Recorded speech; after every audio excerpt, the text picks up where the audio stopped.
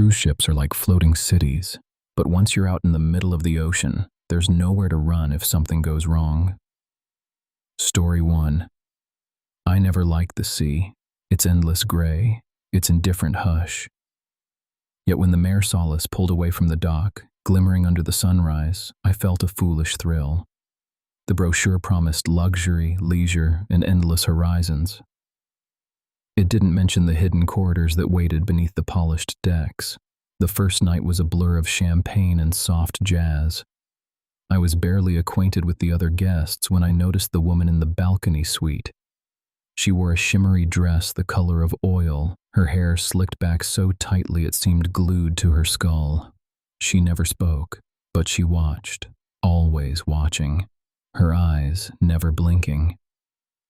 When the captain announced a brief stopover at a deserted island for scenic exploration, she vanished from the balcony, slipping down a narrow stair that was marked "Staff Only." Curiosity gnawed at me. The next morning, after a night of restless dreaming where the ship groaned like a dying beast, I found the same stairwell, its brass sign dulled by salt. The door at the bottom was heavy, bolted, with a faded sign, "Restricted, no entry." Something about the sign felt like a warning, but the emptiness of the ocean pressed against the hull, amplifying any whisper of doubt.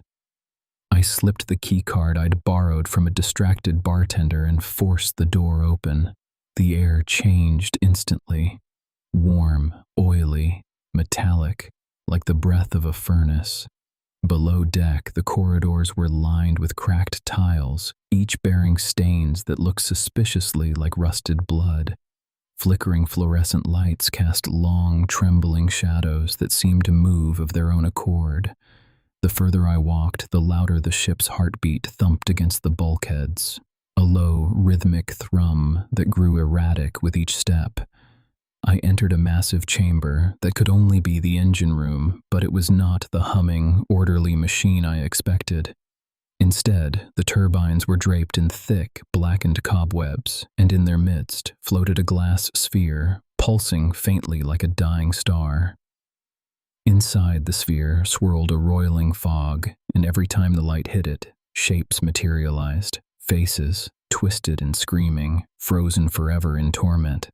A sudden, sharp clang echoed behind me. I spun to see the woman from the balcony, now standing on the far side of the room, her dress soaked in an oil-black sheen, her eyes empty pits. She raised a hand, and the sphere's glow intensified, casting her silhouette in a monstrous halo. From the darkness emerged other passengers, men with hollow cheeks, a child clutching a cracked porcelain doll that never stopped crying. Their mouths opened, but no sound escaped. Instead, a cold wind swept past, carrying a chorus of distant, guttural moans. I tried to run, but the hallway stretched impossibly long, the doors I'd passed now sealed shut.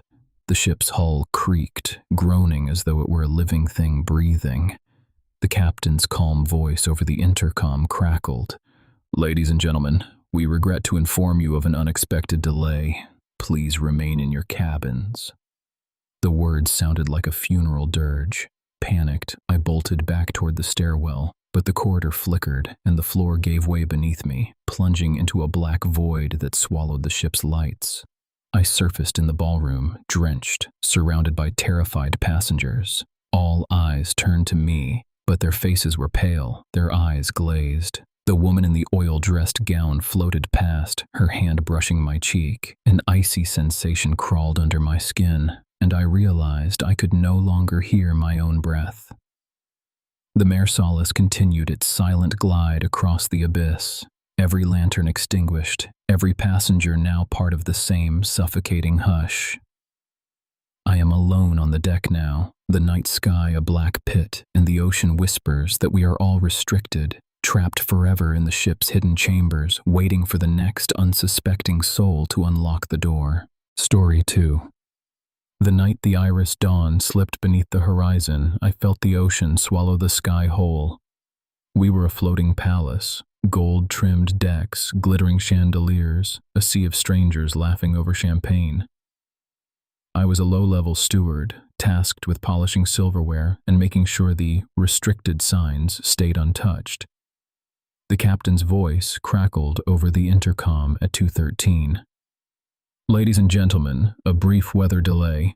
We'll be anchored off the coast of nowhere for the next 12 hours. Please remain in the public areas. Thank you." The ship shuddered, then settled into a low moan, as if the water itself was inhaling. It didn't take long for the oddities to surface. In the promenade, a woman in a tattered wedding dress stood alone, staring at the horizon with empty eyes. She never spoke, never moved. In the pool, a man with a shark-tooth necklace swam in circles, his lips moving in a language I could not place. I tried to ignore them. After all, the crew was trained to treat every passenger as a guest, no questions asked. At 4:37, I was summoned to the restricted deck 7. A thin, silver-eyed clerk handed me a key and whispered, "We've got a leak in the galley. Need you to check the pipeline. No one else knows about this." I hesitated. The door was marked with a foreboding red circle and the word "prohibited" etched in tarnished brass. The clerk's smile slipped, revealing a row of unnaturally sharp teeth. When I looked away, he was gone, as if he had never existed. The corridor beyond the door smelled of brine and rust. The steel walls were slick with a dark ichor that seemed to pulse with a faint heartbeat. I followed the narrow passage until it opened onto a cavernous chamber lit only by phosphorescent algae clinging to the hull. In the center, a massive engine hummed. Not the ship's diesel engine, but something older than any vessel I'd known. Rows of metal caskets lined the walls, each sealed with a heavy bolt. Inside, faces stared out, pale, gaunt, eyes wide with a terror that never faded.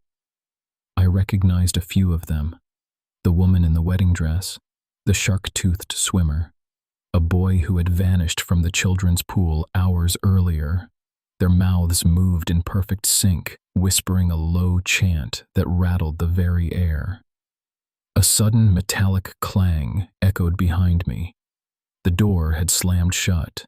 I spun, heart hammering, and saw the clerk, no longer human, his silver eyes now black pits, his mouth a gash of jagged teeth. "You shouldn't have come here," he hissed, voice a chorus of the dead. I lunged for the bolt, fingers slipping on the slick metal. The caskets began to vibrate. The chanting rose to a crescendo, and the water outside the hull rose in frantic waves, as if the sea itself were trying to swallow the ship whole. With a desperate yank, I ripped the bolt from the nearest casket. The lid peeled back, releasing a rush of cold, airless darkness that spilled onto the floor. It coiled around my legs, tightening like a snake. The chef-like clerk reached out, his hand passing through my skin, and I felt a cold that wasn't temperature at all, pure, ancient dread. The ship shuddered again, louder this time, and the lights flickered out. In the oppressive black, the chanting became a roar. I was dragged, foot by foot, into the abyss that had been waiting beneath the decks for a century. When the Iris Dawn finally resumed its course 3 days later, the crew listed the restricted area as a malfunction in the ventilation system. No one ever asked why a wedding dress floated in the pool, or why the chandeliers dimmed at exactly 4:37. I was taken off the ship in a small boat, my pockets empty, my mind filled with a single, lingering sound, a whispered hymn from a place no one should ever find. Now, whenever I stand on a pier and watch a cruise ship glide out to sea, I can't help but wonder how many restricted decks lie hidden beneath the glitter, waiting for the next unsuspecting steward to open the door.